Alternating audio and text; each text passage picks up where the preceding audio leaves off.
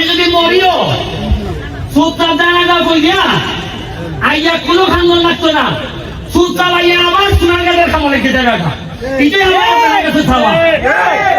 আর কেন এই যে স্পিড বোট চালাইতেছি, মনে করেন আমি বুঝি না যে খান করতেছি যে কোনো সময় মরতাম পারি, ওই স্পিড বোটের তলে বই দিয়া নাহলে খুঁজতে না খুঁজতে তলে বইয়া তো মরবো।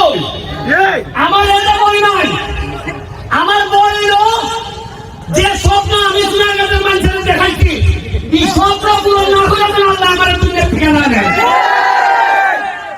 আরে বলবো তো সমস্যা হয়েছে আমার আল্লাহ সাঁতার পারে না, ওই ইটালি আরো করতে নিব।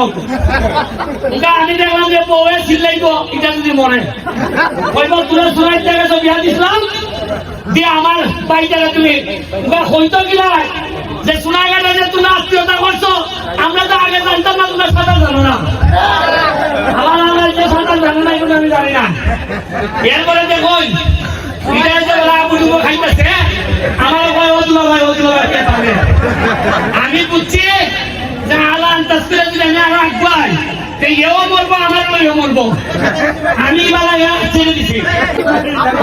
আমার শালা একজন দেখি এটা অভিজ্ঞতাটা কি দাও খুঁজেছে ডুবছিল আর তুলাবাই ডাকছিল এখানে।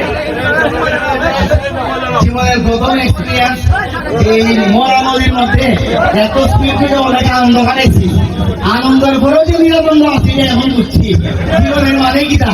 কিন্তু এইরকম দুলাবাই থাকলে সাঁতার না জানলে মহাসড়ক পাড়ি দেওয়া যায়,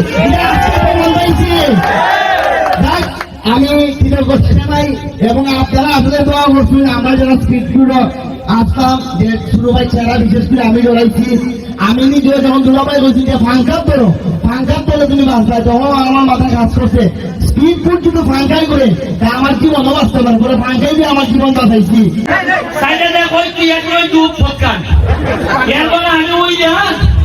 এরা কইলাম জড়াইস না খালি, কারণ এ তো আইসে বেটা অভিযোগ দেখি সিদ্ধিটা এ তো জানে না কোরআন দেখতে খোঁজে খোঁজকান সত্য তো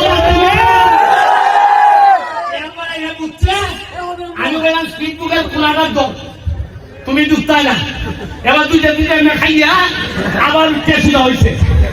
এরপরে কোনো ভাবে পড়াইয়া তখন আমি খারে কইতেছি ওই যে স্পিড বোটের যে ড্রাইভার সাইন এরে কই তুই তাড়াতাড়ি নিচে আমারে ভাই দেখ আর কেউ রয়েছে নি, এ ভাই দেখতেছি মোবাইল বার হয় মোবাইলটা যেন ভালিস না বিছে আমার মানুষ মানে আর এ কই মোবাইলটা যেন না বিছে, মানে এর মাথা কিনা বুঝোই এর মোবাইল দিতে ওই তো আমার ৭,০০০ টাকা দাম আর আমার মানুষ মনে দেখি ৭০ লাখ।